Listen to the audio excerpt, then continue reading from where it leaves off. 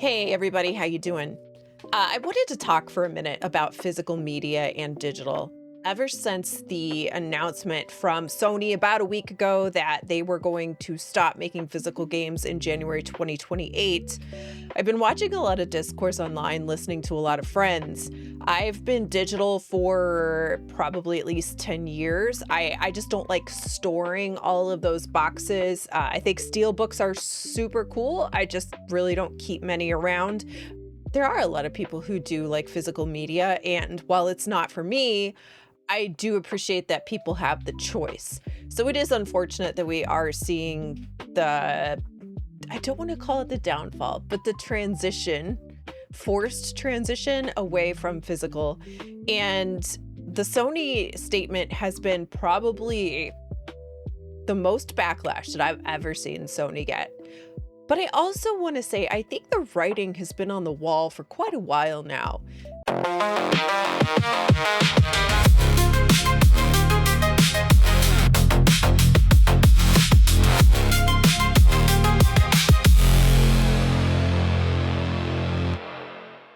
Physical media is in a precarious position and that it might be going away, or that it is going away, but just at a very slow rate. I think personally that either generation or either console manufacturer, primarily talking about Xbox and PlayStation here, I think they both probably thought that this would be the last gen that they had physical media. But I also think that it was a bit unfair to wait until the end of this generation to tell people, by the way, in a year and a half, we're not making any more of these games. That's probably a good indication of also when their new console is intending to come out. And you're not giving enough people time to transition through a generation to to digital media from their physical capacity. I think if they had announced it at, a year, maybe 2 years after this generation had started, it would have let people start to build their current gen library more digitally and, kind of go through the stages of grief, right, for their physical media. But they didn't do that. They waited until the end of the generation when people have still been continuously building their library. And now they're stuck with the idea that in 18 months, they probably won't be able to buy any more of those games from that manufacturer. And also, there is even a question about if there's going to be a disk drive on the next generation. I thought the fair thing is if you're going to discontinue physical for whatever reason, and you're not going to change your mind, there should at least be, at a minimum, a detachable disk drive provided for the next console generation on both sides, so that people who do have physical media can continue to play those games on the next generation. Because that is one of the biggest problems with this, is that if you don't even provide a disk drive, how are they supposed to play all their old games? Now, we know that we've heard that Xbox has a disc to digital program that they've been testing. Love the idea. I think it's great. It still doesn't solve the problem for people who just really enjoy collecting the boxes, collecting the discs, even though a lot of them know very well that the game itself is probably not on that disc, or if it is on the disc, there are day one patches and other things that studios push out, and those aren't included on the disc. So it's not a perfect system in the way it is if you are planning to use this as your quote unquote fail safe, right, for ownership protection rights. Ownership protection rights, totally different conversation, which is tied to this, but a much bigger topic than simply just this idea of console manufacturers now pressing this idea. So today I saw that Moore's Law is Dead made a video on the PS disc, or discless PS6, and I watched his video and I thought it was very interesting.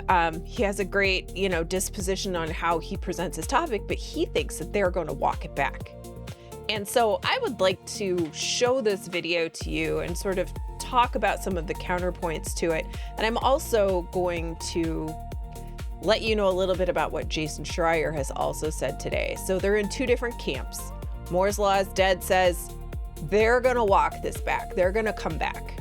And Jason Schreier says, no, they're not coming back. The incentive and the writing is on the wall. They're willing to go this way and take the hit. So let's watch Moore's Law and talk about it a little bit as we go.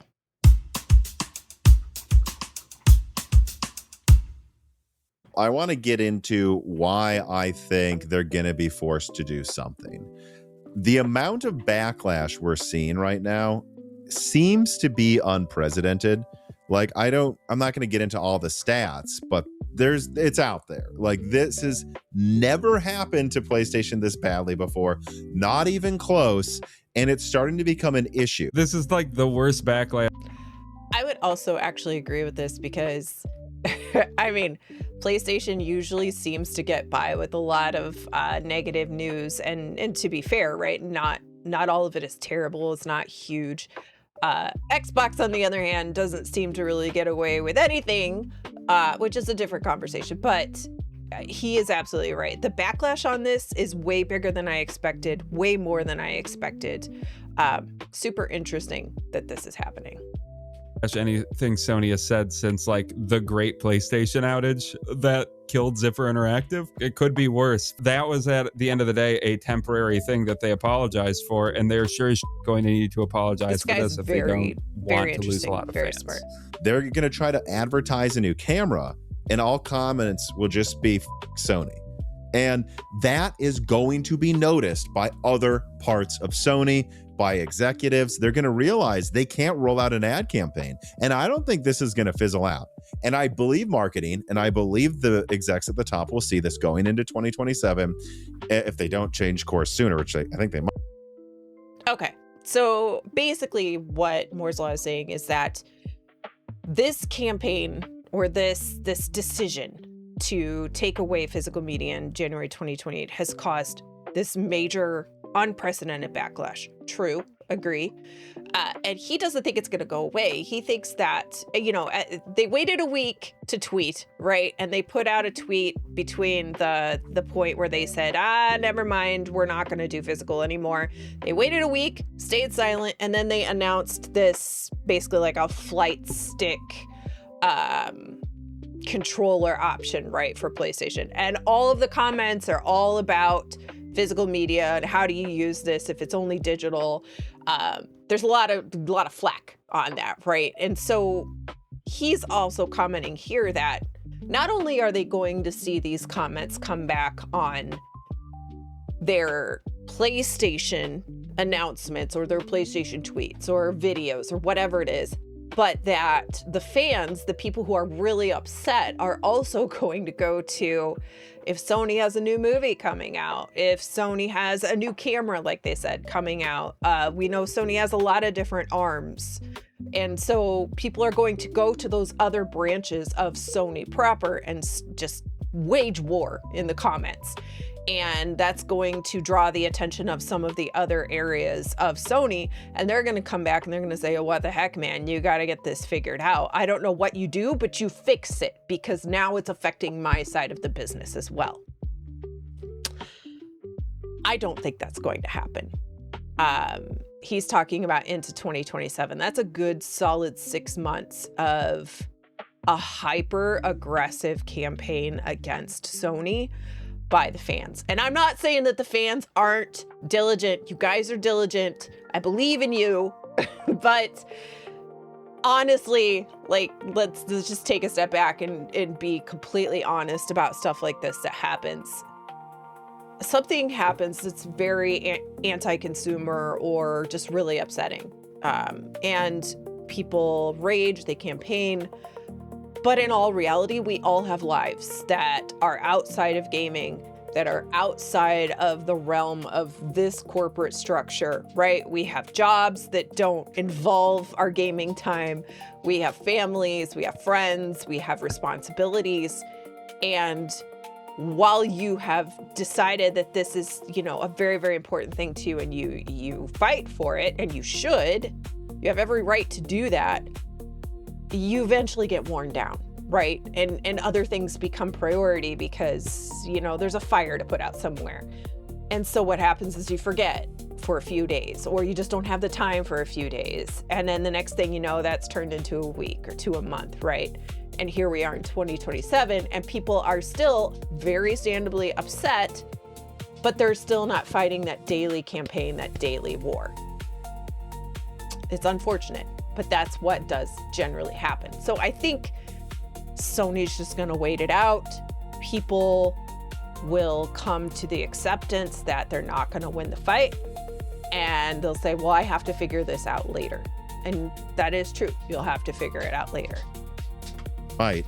And I do believe they will either find a compromise, make sure that whatever they do feels fair, or they will just entirely backtrack, because they're going to see the data. They're going to see how mad people are, and they're going to, I believe, realize a couple of things. Number one, I don't think they're as ready as they think they are to go digital only. I think they need an entire bridge generation, which is what I thought the PS6 would be, to make sure they know how to handle ownership and everything being download only, and like what the rules are, because you're clearly seeing examples where they fumble things still. I just still don't think they're ready, but also I do think they're going. Okay, so here we go. We're talking about not ready as they think they are. Well, I would also argue, I just don't agree with that either, right? They already changed over, and we're going to get into the factory. He is definitely going to go into that factory later in the video, but they already made that change. And according to Jason Schreier, who made a video today as well, Sony has announced that they are 80 to 85% digital. And remember, Sony has done some PC launches, but that really, they don't care about PC anymore, right? They've thought that it's not worth it. They're pulling back from PC. They're not going there. They're 80 to 85% digital right now is from their console base. So, and Daniel Ahmad, who does a lot of market analysis, has also said that physical is on a very sharp decline. So for them, 80 to 85% being digital, they already know the ownership and the licensing that Moore's Law was talking about, right? They're doing it now. It is just a thing that they already do. Yes, the PlayStation Network has issues, and it seems to have, semi-frequent issues, but that's just an ongoing thing, and it's not stopped them from selling digital games already. So the fact that they're not ready for digital, I don't think it's true, because they're already doing it, and at a significantly high percentage rate. To see that their hardest core fans are gone, and that is who would buy this at launch.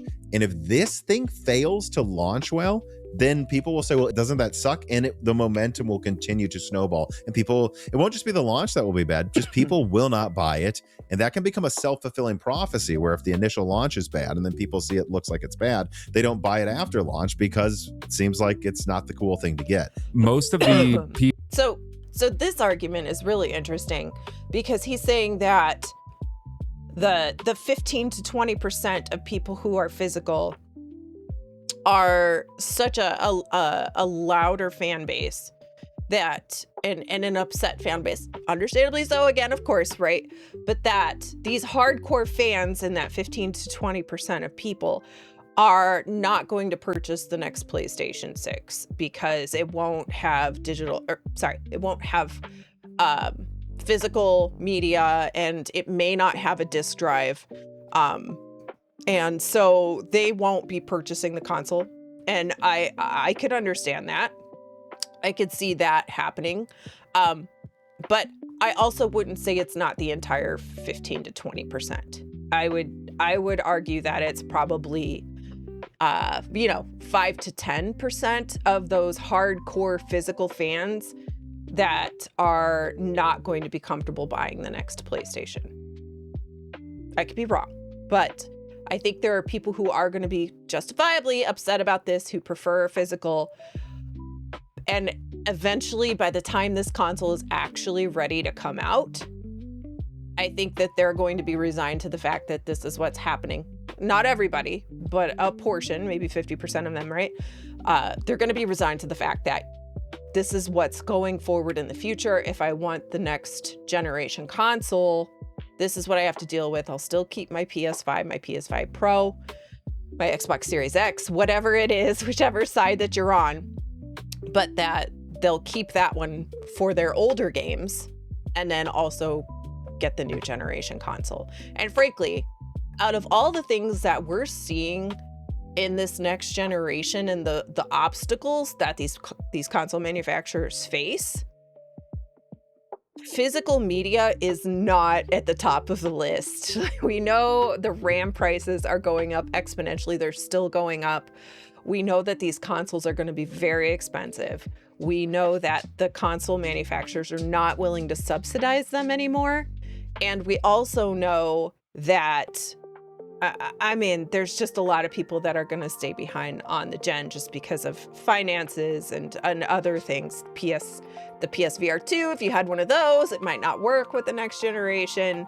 And then people bought a lot of peripherals this generation as well, right? And will those move forward? We don't know. So I think the generation has enough hurdles on all sides that the 15 to 20% on, at least in the Sony camp, of physical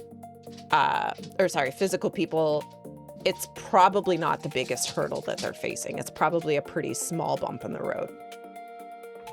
People at these studios are probably pissed about this too, and I hope that forces Sony into a position where they have to respond to keep up morale, or hell, even keep up employees. Like, at a certain point, what's stopping like Naughty Dog from having a mass exodus and forming their own independent studio? Like, I'm sure a lot of them are under non-compete or NDAs, and you wouldn't see all of them leave, but that's happened before with other studios. I also want to add on why I think the backlash is so big. I'm sorry, this is just the worst time. A lot of people. Okay, this is another topic he's going into, but one thing I don't think I've heard anybody else talking about, so this was good. I actually appreciated this. It was a new perspective, is the fact that Sony studios may be really upset about this.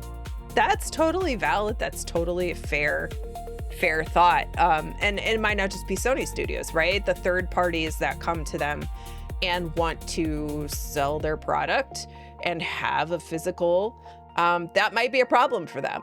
And so if they have studios who aren't necessarily willing to sign agreements to come to their platform because there is no physical disc, that could be a huge problem. And I think that's actually a very interesting, very valid point there, especially if Xbox decides to try to pull a fast one or a quick, switcheroo, and also say that they will keep making physical and put in a detachable drive.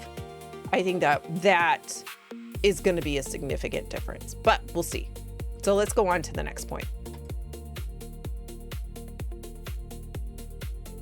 Don't feel like this generation has lived up to the hype, and now you're telling us to get a new one and it won't play our games. This is the worst gen to not play it safe and to take something away from somebody, because everyone feels like everything's being taken away from them right now unless they're super rich, and now you're telling them they can't have their discs anymore. This is going to stick. The PS6 is going to have a failed launch, my prediction, if they do not either backtrack or make it obvious that it's still worth it, like the disc transfer to digital thing Xbox is rumored to be doing. Like, if they don't handle this perfectly, I'm telling you, this will be a fucked launch for the PS6. Okay.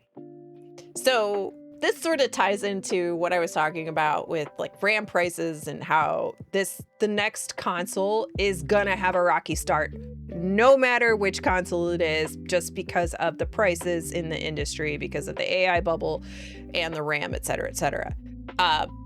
But the idea of them playing it safe because people feel like everything is being taken away from them, or that they don't have a lot of money right now because he had the inflation balloon and stuff like that. Like, I actually, he's saying, it would kill their momentum and it would provide a failed launch for the PS6. And like, I actually think it's kind of the opposite. I think they're in the position of, well, Rome is burning anyway.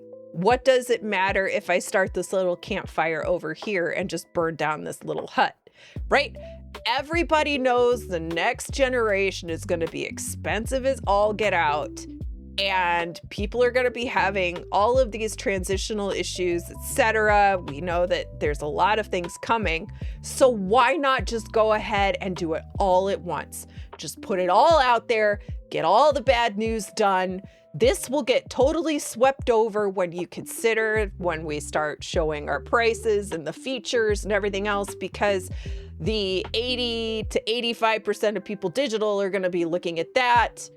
And then people will have forgotten about the disc, or at least the 80 to 85% of people who don't care anyway. Let's just burn it all down. Let's just do it now. Rip the Band-Aid off. Let's go. And so I think that's, to me, that's makes a little more sense than not playing it safe. I don't really think it's a need. They don't need to play it safe. And he talks about, I think we haven't gotten there yet, but let's see. I didn't even say, this is the final reason I definitely think Sony will backtrack. This is the easiest generation to win if they just don't get up. Like, Xbox is adrift.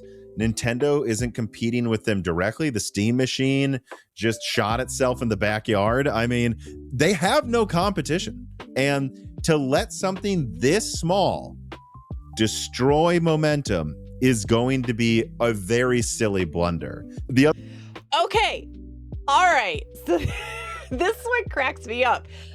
Sony won the generation. Everybody knows it. It's undefeated. Like, everybody bowed to Sony. PlayStation, like, they sold so many more units this year than anybody else. He's right. They have no competition. And that's the point. They have no competition. For them to drop this and have that 15 to 20% of people who are going to be upset about not being able to buy their physical games, and half of them not wanting to move forward without them, it's not that much. And I'm so sorry to the people who are watching this who are going to get mad about losing their physical media. This is not about, my sympathies to you. It's not about that. I'm not trying to take that away from you. I'm just talking about the realities of where Sony's mindset is and the position that they're in. They are so far ahead right now that if they take a hit on this, it doesn't matter. And that's why everybody should actually want Xbox with Asha Sharma to just come back like a whirlwind and kill it, because things like this happen and Sony doesn't need to worry and doesn't need to respond. And I would also say, like, when he was talking about, what was the last thing we just talked about? Oh yeah, the Easy Gen, to not screw it up, and the consoles, and like, how they said he was going to have a failed launch with the PS6. I would just look back at the Switch 2. Like, the Switch 2, the specs weren't all that great, not as good as people were hoping. The screen wasn't all that great. The cost was more than a Switch has ever been, or a Nintendo's ever been. It actually went up another $50, right? Which, fine, right? We all expected that to come, considering how the entire console generation is gone. But the Switch 2 was nothing to write home about, and it sold gangbusters, right? So the fact that we all seem to have this, very big worry, but nobody's gonna buy the next generation, there's gonna be less for sure, right? And I think that these console manufacturers are gonna be forced to support the current gen way longer again than they initially thought, but they're gonna sell. Whether or not physical is a part of that, it's a small piece of the pie. The reason I think they'll backtrack is because this is really easy to backtrack. It's not. You could really totally easy. have much less production from Sony, but license out for like runs of indie games or special editions, some capacity of discs. So first of all, this is just not true that like one factory down means 5 of them can't still somehow make one. But okay, on top of that, the bigger falsehood really is that they're ending PlayStation disc production. Sony is not ending disc production. They're not even freaking doing it. They'll say, oh, well, they already retooled the factory. First of all, they haven't. You just don't do that in a goddamn week. But what they're doing is taking most of the factory floor at that place in Austria, and that's going to go towards making these like lenses or something for VR and other stuff. Okay, but they're still going to keep like 10% of the floor to make PlayStation discs. And this is true because Sony has said this, first of all. Second of all, every game dev I've talked to has said they can still launch physical games by the 2028 date. And after that, they can still order them. They're still going to do low production runs of PlayStation 5, and then they could mean PlayStation 6 discs moving forward. And if their argument is that over time, less and less games will be sold physically, then whatever, you need less capacity. You can still do it, right? Nothing is set in stone, so they can still walk it back. Okay. Yes, we've heard about the factory. I'm sure they have more than one factory, right? But he is right. They have said that games that were in production for physical media before that January 2028 date, they still will be able to be reprinted. They still will run reprints of those games. So absolutely, they could. But do they really want to? I think he's going to go into a little bit on his idea of what a future could look like with physical within the marketplace for Sony with this smaller production. And I really like it. And I think that if there is a world where there is still physical media coming from Sony in particular, I think that mostly speaking, what he says is actually probably the case. He's going to talk about the fact that they could do small collectible runs and that they would make those cases very interesting, and that they would just charge more to the consumer. So let's hear about that. I think first of all, we have to make that very clear. Yeah, I do think Sony is very capable of walking it back. I do think the solution, I feel like I'm leaning more towards it, would probably be some USB-C thing. We'll see. And yeah, production next generation for discs might be lower than it is, but some type of preservation of physical media just for the sake of their platforms having compatibility going back and into the future. I really think you need a disc drive. And yeah, like you said, it's not that hard. Like, we have the tools there already and we have the means of like just them quickly cobbling together some device or some cord that they need to make it work. Yeah. I think what they're going to do then is they're going to, if they do backtrack entirely, they're going to say, yeah, look, we'll still make PS4 and PS5 games. There's going to be less capacity than before. Maybe we'll license, maybe we'll buy this facility, send them one of our watermarks, lock it down, and that can do small runs of indie games when an indie dev wants to order a run of 10,000 discs or something, or a AA dev wants to have a footprint at Best Buy or on Amazon that you can physically order or something. But for the most part, expect a lot less discs to be used by studios, but it's up to them. And Sony will say, we ultimately expect most AAA games will not do this. Like a third of them won't fit on the disc next gen anyways, probably, but some of them will. And I think what you'll see happen if they do this is they will become special editions like vinyl. You could see like God of War Lofi. You could see them say, here's the Steelbook Collector's Edition, only making 100,000, pre-order now if you want to be able to get the disc version. I believe that's what we're going to have next gen, but here's why that's better than otherwise. You still can get a disc drive and play your PS4 and PS5 games on PS6. And maybe what we'll find out is that actually a significant amount of people continue to buy the disc version, and then they're like, all right, we'll scale up production. But I do believe that's what you're going to see if they backtrack.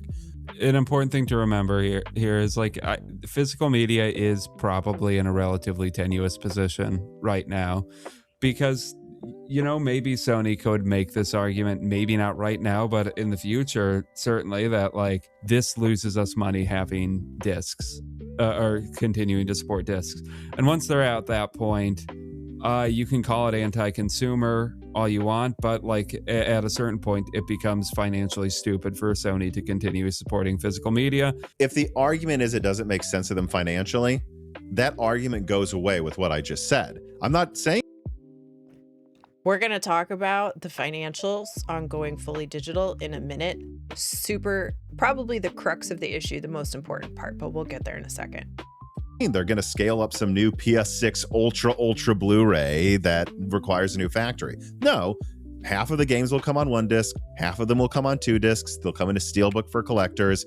Okay, well, that means they didn't have to spend all of that R&D. That argument's gone. The other side of it is, well, they have to manufacture and ship the disc. Discs are pennies, guys. That's not an issue, first of all. Second of all, yeah, but if they add $10, it's easy. Sony just says, no, you will subsidize the cost, and it'll be a more limited thing, but whatever. And again, they could be very pro-consumer about it. They could say, in fact, now we're going to require a booklet, because if we're going to add $10 to $20 to the cost of a game to be a special edition physical, then it should be cool. And that would be that. I think that wins back everyone. Now, you still have to address the digital ownership thing, I think, but I think this could work. And I think it will, because this is what I just outlined is very easy. They're not ending production. They're going to keep some capacity. All I'm saying is they don't completely twist the knife and then let the chips fall where they may. And if collectors continue to buy these in decent numbers, I don't think they'll ever remove the disc drive. It will always be there as something for, like, you know, people who buy vinyl, and that's what it will remain. But that still keeps some level of control in the consumer's hands, and that still keeps some degree of a check and insurance policy that they can't completely screw us over. And I think that's a much better world than otherwise. Okay, so that's his video, and I think it would be really great if we lived in a world where they did eventually come to some sort of agreement or what have you, that they could do sort of a limited run vinyl-esque like he was talking about. That would be really nice. I don't know that we are going to ever get that, though. I would just caution for people to be excited about that, because I think that we live in a world where that is much more difficult for gaming than it is for music. But never give up hope. Never give up hope.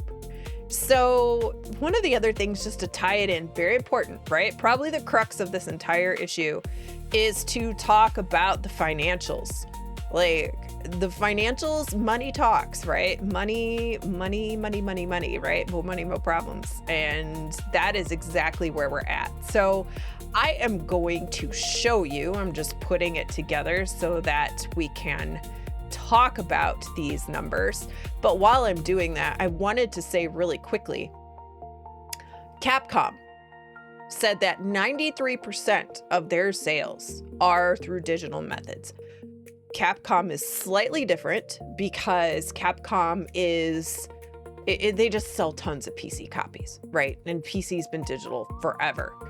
But if you want to look at that number, Capcom's at 93%. I think Xbox is in the 85 to 90% range. And then Nintendo, which we all, I think, understand and know that Nintendo's been very slow to adopt digital, but they have, and it is growing. And even Nintendo, this is a number higher than I thought it would be, but the Nintendo is at 54.6% of all their sales as digital.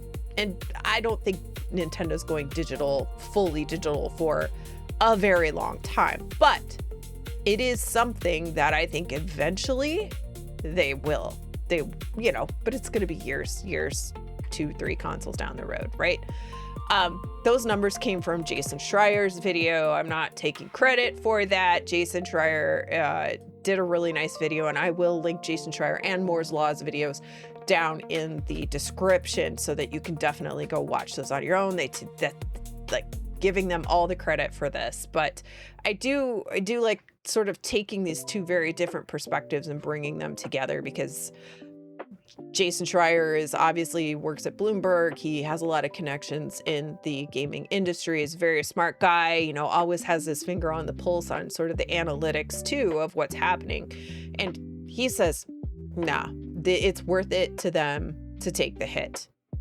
Whereas Moore's Law, we just saw, right? He thinks they're going to walk it back. He thinks they should walk it back. But one of the things that Jason Schreier talked about were the financials. So let's just look at these for just a second so that you can also see the financials for this. And I hope that this comes across clear. Maybe I will zoom in a bit. Let me see. Put this up here. There we go. All right, the financials. So talking specifically about PlayStation, or Xbox. If you have a $70 first-party physical game, so that's made by Sony or made by Xbox, the retailer automatically takes 30%. The manufacturing of that disc and case is about $350, right? So the overall take home for Xbox or Sony is $45.50 for every first-party digital game that they sell at full price.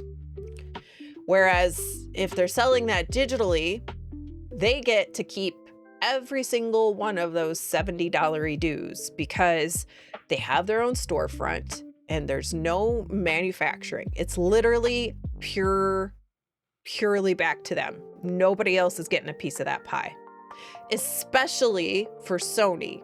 And this is particularly more in Sony's camp because Sony, I think they are actually in some lawsuits over this, but you can only buy Sony games from the Sony store. You can't go to Loaded. You can't go to Green Man Gaming. You can't go to any of your other favorite digital stores and buy a digital copy from them for the store on Sony. You can do that for Xbox. You can do it for Steam. You can do it for everybody else, but you can't do that. You can't do it for Nintendo, but you can do it. But you can only do it through Sony or you can only do it through Nintendo. So then let's look at the physical third party that's $70. The retailer takes 30%, it's like $21, right? And the licensing fee for that game to the console maker is 15%, roughly $10.50. So that $10.50, that's what's going to Xbox or Sony for the cost, or what their portion of the pie is to have that game on their platform. The manufacturing, again, is about $350, depending on the company that's doing the manufacturing and the specific studio that has that agreement. And then the publisher, which is EA, Take-Two, whoever it is, $35 all in for them. For a digital copy of that third-party game at $70, the console then essentially becomes the retailer, right? So the Best Buy or Walmart, Costco, wherever you go to buy your physical game, they become that storefront. And that's the $21. So for them, they're making double, right? They're making double just for selling somebody else's game on their platform through their store. And then also the publisher, the EA, the Take-Two, whoever, they're also taking another $14 home, right? They're taking $49 out of that digital sale back into their pocket. So there is a huge, massive incentive here that you can see financially, of course, for Sony, Xbox to sell all of their items digitally. You could see it in the realm of, for their first party, it's $45 versus $70. And that's per one sale, right? Now multiply it out by however many millions of copies that these games are selling. And then in third party, they're taking double for selling that store on their digital storefront as opposed to somebody going into Best Buy and picking up that game. So what Jason was talking about as well is that the fact that they are still going to sell a physical box in the retailers, which is actually good because if you think about if they're not even doing that, the knock-on effects for going from physical to digital is huge. So the knock-on for, all of these retailers, all these third-party vendors who do physical media sales, right? It's going to devastate these other businesses. But Sony is still, I guess, planning on offering a box that has a digital code in it. I think we've all probably seen those at one time or another. And they'll put those in the retailers. The retailer will still get a cut. But I think we can all understand how that probably even has a limited proposition time frame for it as well, because I don't know how long the retailers are going to want to keep space right on their floor for a box with a code in it. And then also, frankly, like, people will gravitate away from going into a retailer to buy a box that has a code in it because why am I doing this? I could just do this at home. So I think that the novelty of going in and being able to buy that box with this disc in it, it's just not the same when you're buying a code. The only way they get around that is if they start making really amazing artwork boxes, and then they just wind up charging. And I do think Moore's Law is right. If they do wind up doing these limited run collector's editions, then they definitely will just start charging you. So in this instance, right, if it is a first party game and they're only taking $45.50 versus $70, I wouldn't be surprised if you start seeing the physical first party game coming in at as much as $80 or $90 as opposed to $70, just to sort of even that gap for them to even try to make it worth it. But again, I'm sure that Sony has ran a lot of serious analytics behind the scenes, and Xbox as well, to see how many people are they really going to lose with this transition and how many game sales are they actually going to lose.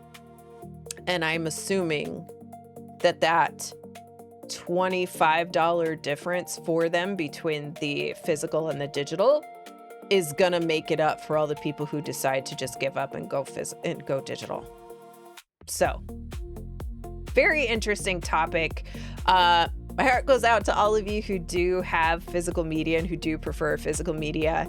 I 100% think that they should definitely have some sort of detachable disk drive for you. I don't necessarily think that we are going to get away from having this go all digital. Moore's Law is dead wrong. But I appreciate the video. I thought it was a really good video. Appreciate his work. And you should definitely go check out his video below. Thank you everyone for watching this video. If you enjoyed it, do all the YouTube people things that everybody tells you that I don't actually have to. But I thank you for your time, and game on, everybody. I probably shouldn't say that because somebody says game on. Maybe it's my friend Fonz. So game over. Have fun. Just go play your games. Don't worry about it.